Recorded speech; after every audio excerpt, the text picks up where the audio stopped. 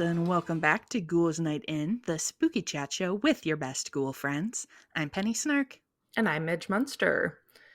And as is often the case, I learned something weird while traveling.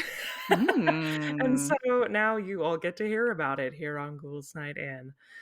So, as many of you know, I recently did a trip to Salem slash Sleepy Hollow. And when I was in Salem, I was walking down Essex Street with my friend Mike, and he just very casually was like, "Oh, and there's the Clue house." And I was like, "The what? What? The what?" And so of course, then I fell into a deep dive about one of my favorite childhood board games, Clue. Ooh. Ooh. Um, so now I know you, Penny, had a good old fashioned Hasbro Ouija board situation in your house growing up. Oh, yes. Did you play much Clue at all? I actually did. So I actually grew up playing my dad's copy of Clue from Oh, is childhood. it the good like 70s version with the Yeah. actual human photos? Yep. And it had like a little like graphite pipe and Yeah, stuff. Yep. and I think that doesn't that board have like the doily dining room? Like Oh, the maybe. Yeah. yeah. Yeah. I Um did. I loved my sister and I used to play Clue all the time. I was a Clue kid too. I loved Clue. And while I played a fair amount of that growing up, I love the film. I didn't really know anything about the history of the game itself. So with that, let's take a moment and analyze the facts. All right. If by chance we do have Clue newbies listening today, the whole Cluebies, Cluebies, as we call as them in the Clue fandom. yeah, new Clue term just dropped. Wake up, babe. The whole point of the game is to solve a murder. So you're using deduction to find out who the murderer is, what weapon they used, and in what room of the quote mansion, which is your game board, that the murder was committed. So Clue, or Cluedo, as it was Yes. originally named and is known still most everywhere except North America, it is Cluedo, came about during the Second World War and during the air raid blackouts of 1943 to 1945. Its inventor, British musician Anthony Pratt, really enjoyed murder mystery parties. These were very Mhm. popular around that time frame, and he was missing being able to attend them during the isolation of the nighttime raids. And so he and his wife Elva decided to come together and design a board game to recreate the feeling of a murder mystery party in your own home. So the original game design, which was first patented in 1944, was just aptly named Murder. Hey, there you go. Does what it says on the tin. Straight to the point, yeah. And that design had 11 rooms rather than the 9 that most of us are familiar with now.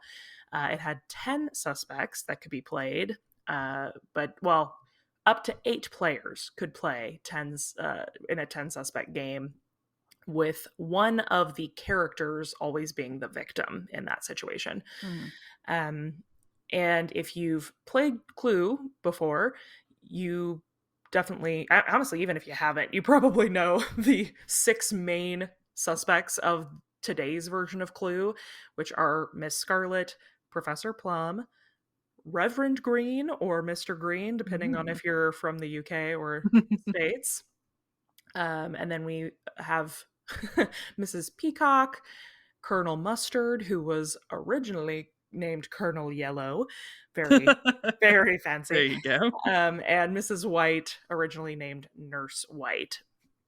Uh, I was started giggling already because I have to just pause here and talk about this. Not that we can see each other, but raise your hand if you learned about the crazy spelling of the word colonel from the game Clue. Probably. Yeah, you can't see me, but I am raising my hand. Yeah. I remember being a kid and like playing this specifically with my cousins, and I played this several times together when we were really young, and like without any adults present to Mhm. correct us, and so we were Yep. all calling him Colonel Mustard. Of course. I was gonna say it was either Colonel Mustard or Colonel Sanders. Yeah, I just can't tell you one of those I was aware of first. well, and they kind of look the same. They All do. They've colonels got the apparently vibe. have a white mustache. Anyway, the other characters that were originally part of the design were all again very aptly named Mrs. Silver, Mr. Brown, Mr. Gold, and Miss Gray. There you go. Um, the remaining character, Dr. Black or Mr. Body, later became the non playable host of the Mhm. mansion and the standard victim in every Clue game. And of course, we cannot forget the weapons, which were always the most fun part of playing Clue. Yes. These were tiny pewter tokens that came in the box. There were 6 weapons: the candlestick, the revolver, the rope, the lead pipe, the knife, and the wrench. Though, again, the original design included more than this.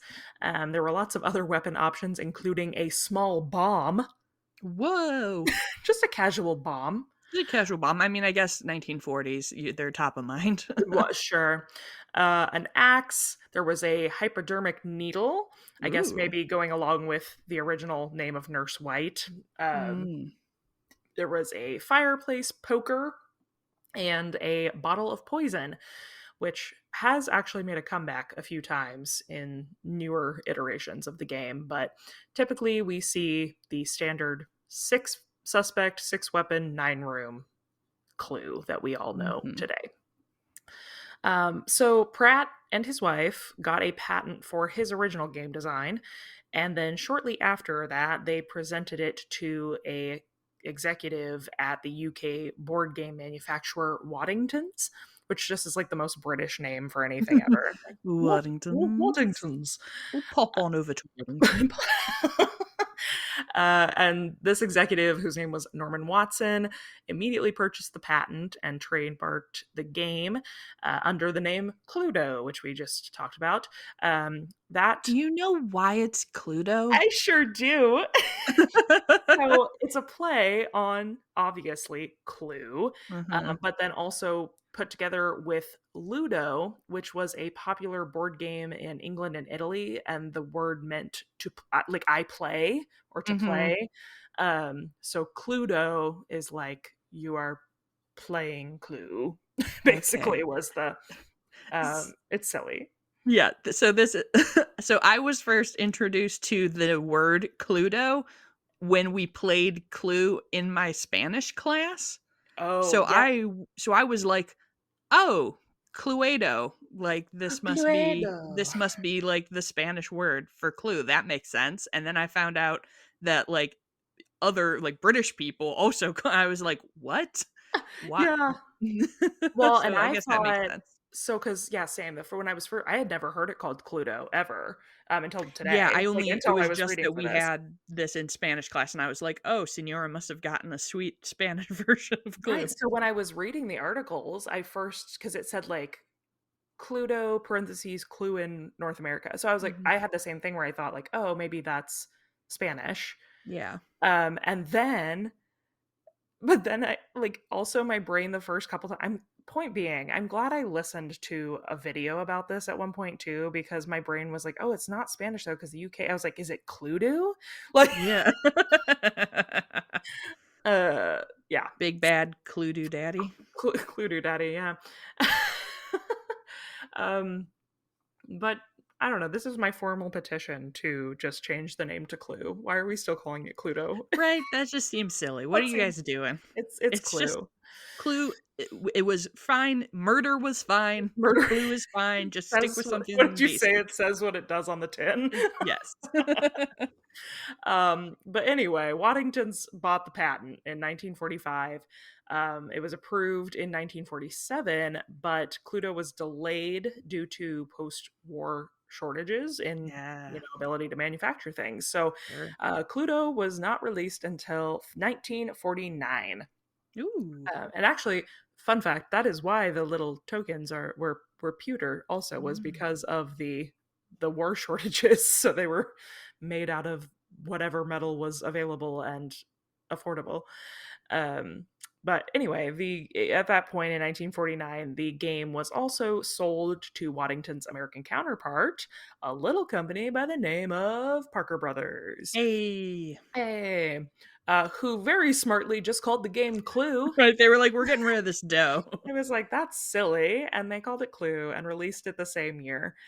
Um, and then when Parker Brothers launched the game, it was marketed with the tagline, The Great New Detective Game. So let's pause here and talk about the Parker Brothers, because this is where I came in. this is Hmm. this is where my like information to even begin researching this episode started. So the Parker brothers are from the Salem area. Okay. Grew up around Salem, Massachusetts, which I did not know. But if you don't know, if you know, if you're not American, you probably don't know. Parker Brothers is like our big board game company before Hasbro bought them out. So they're responsible for like Monopoly and games like Sorry and kind of all of our major board games of that era were Parker Brothers. But they, of course, also brought Clue to the States. So, as I mentioned, one of these historic houses on Essex Street, which is like the main drag through Salem, the Gardner Pingree House, gets referred to by people in Salem as the Clue House. And I kept, like I said, my friend Mike Mhm. brought this up to me, and then I took a tour, like a ghost tour, and they also like told this story on the tour. Um, so this was intriguing to me. Basically, the story that gets told is that April 6th, 1830, this house was inhabited by a sea captain, a retired sea captain named Colonel White, Oh. who was bludgeoned to death in his sleep and stabbed 13 times by someone who snuck into his house, kind of without a trace, and snuck out. And none of he was very wealthy, obviously. This is a very nice home. And he had a locked trunk of like gold and sea Mhm. captainy things. The sea And captain stuff. the sea captain stuff. And none of his valuables or anything in the house was disturbed. Hmm. So the person had clearly come with the intent only to murder him. And this murder made a huge media phenomenon, Yeah, I'm sure. just based on the nature of it and the fact that it was a mystery. It, I could have done an entire episode just on the Colonel White case. It is Mhm. huge and bizarre and has so many weird twists and turns. But to give you like the very Reader's Digest version, this was a murder mystery case, and there were elaborate plans made. There were hitmen hired. There was a will stolen. Ooh. Um, it was about money. Shocker, right? Like Always is. blah blah blah. It was about money.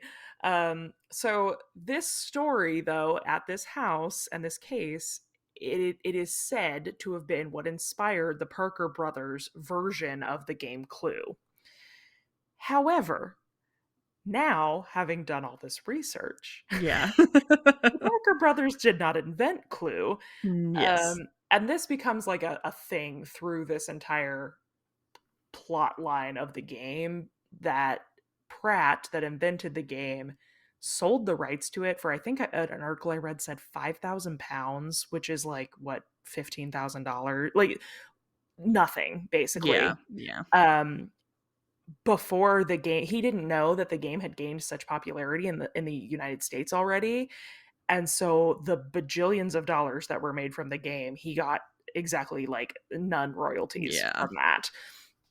Um, so it stands to reason to me that maybe the Parker brothers were telling tales to Mhm. be like, yeah, we totally came up with this game, because Right? they Don't did. think about this guy who kinda got cheated. Right. And to be fair, like they came up with Monopoly, which is very similar in format and like the tokens and like, so they have kind of this reputation of being the Game Boys, They're like, right? "We've come up with a game. Why we, not this game we've also?" definitely made a game Oh, before. this one too. So it stands to reason that maybe that, and again, there are parallels. Like the Colonel White thing is pretty heavily, like I could see where people would start making that reference and being Yeah. like, "Oh, Colonel White, Colonel Mustard, Mrs. White, blah blah blah." Um, but point being, at the end of it all, after doing a extensive bit of research on my end, I could not find anything to definitively tie this story to the game. However, if the Parker brothers, grew up in Salem, which they did, this story was so famous and heavily talked about that I would say at minimum it definitely stirred up their interest in murder Mhm. mystery Yeah. and this type of story, and probably influenced them to purchase the game. And they did make changes to Pratt's version before it was released in the States. So their version of Clue may be mildly influenced by Colonel White's murder. Uh, However, fun fact, just total side note, it is pretty widely agreed by historians that this murder case was the inspiration for Edgar Allan Poe to write Telltale Heart.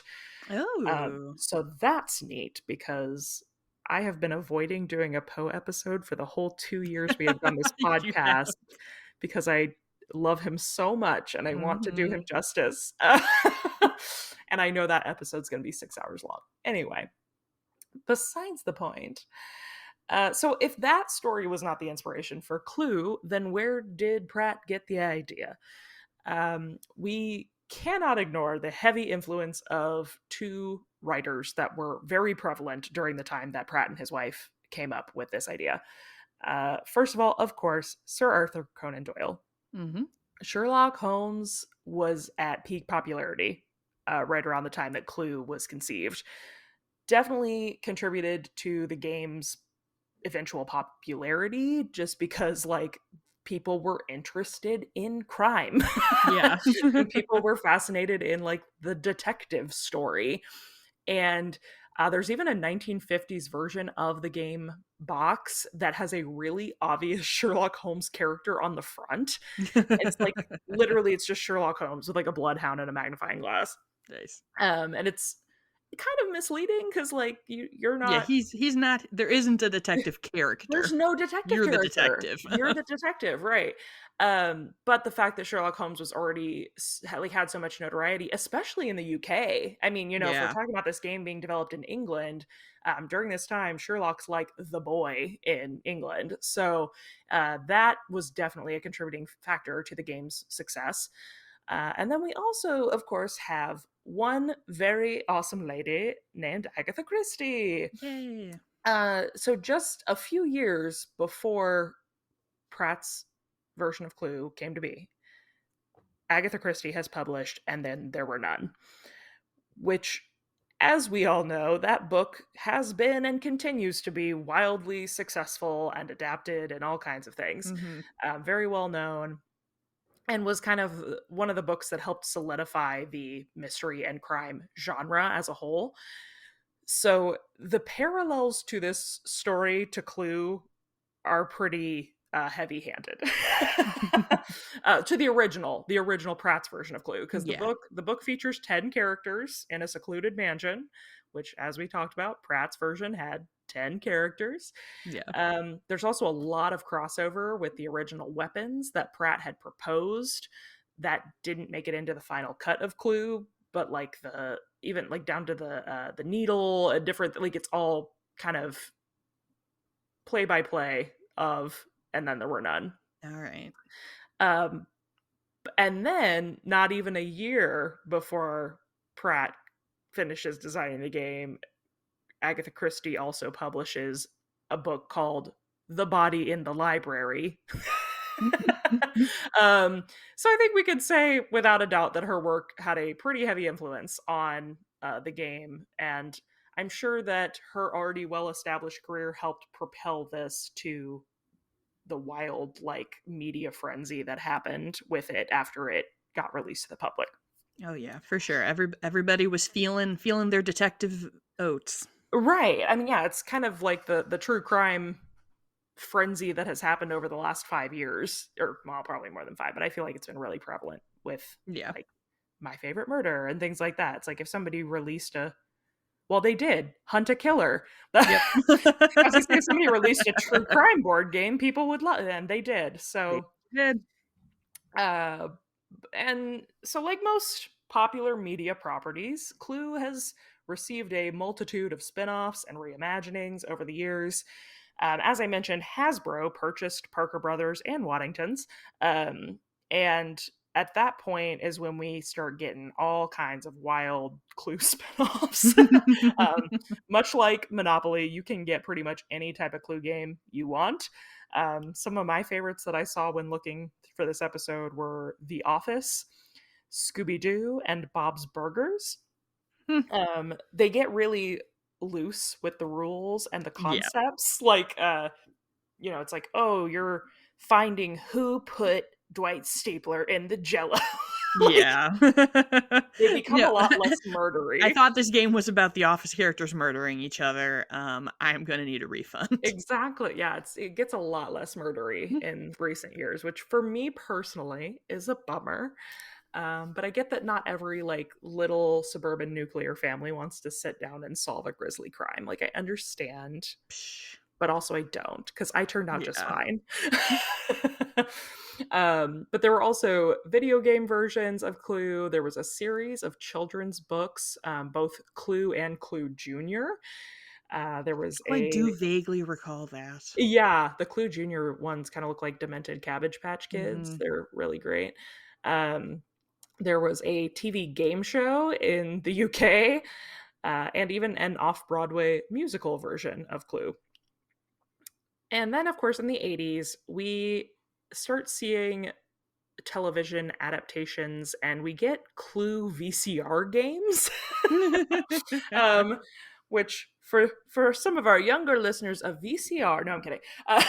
But you could play through your TV, basically. It was an acted out version of Clue, and you could solve the mystery while watching. They were what we call bad, really Not campy. good. No, really campy. Terrible acting, just positively ridiculous. But I do believe that the concept of this is what ends up leading us to something very, very good, which is the 1985 cult classic film Clue. Ah, so good. Ah! I love this film. And I think it definitely sparked a new generation of people to re-fall in love with the Clue IP, even though it bombed at the box office, which most good things do. It's true. It's true, especially things with Tim Curry. I know. Well, here's two. Uh, an old pal of ours made an appearance here, Penny. Roger Ebert from Oh, Roger Ebert, what do you have to say? from our trivia episode, reviewed Clue, and his review said the screenplay is so very, very thin that the actors spend most of their time looking frustrated as though they'd been cut off right before they were about to say something interesting. uh, Savage. Savage Roger. I don't know what film he was watching, but if you put Tim Curry and Madeline Kahn in the same room, I'm pretty much happy regardless of what happens. Right? Iconic. It's a great film. If you haven't seen the Clue film, I think it's on Netflix right now. Yeah, it's Uh, definitely somewhere. it's somewhere streaming for free because I watched it again not too long ago. But this is probably one of my most quoted films of all time. Yes. Um, it's definitely a spooky season must rewatch for me every year. Um, it's so fun, and we get kind of the first time that we get a more fleshed out like backstory of all the characters, which is really great and fun for the IP. Uh, Clue has continued to evolve and change with the times, for better or worse. It was clear that when Hasbro bought the property that they were thought it was outdated and were attempting to modernize it in different ways. We get lots of changes in setting and characters throughout the early 90s and 2000s. In the 2008, this is one of my favorite things. In 2008, the version of Clue they released, Colonel Mustard was like a former disgraced like football star. Okay. and, and Professor Plum was a fluent video game designer, really trying to stay hip with the youths, stay Sure. relevant. Um, We also in 2016 saw the removal of Miss White from the game, and she was replaced with a character named Dr. Orchid, which, What?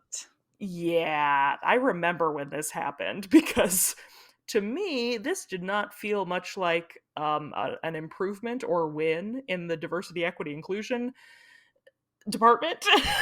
Right? Mm, They gave us an Asian doctor and named her Orchid. I said, okay, mm-mm. all right then, Clue, you tried, and we're gonna pretend you didn't.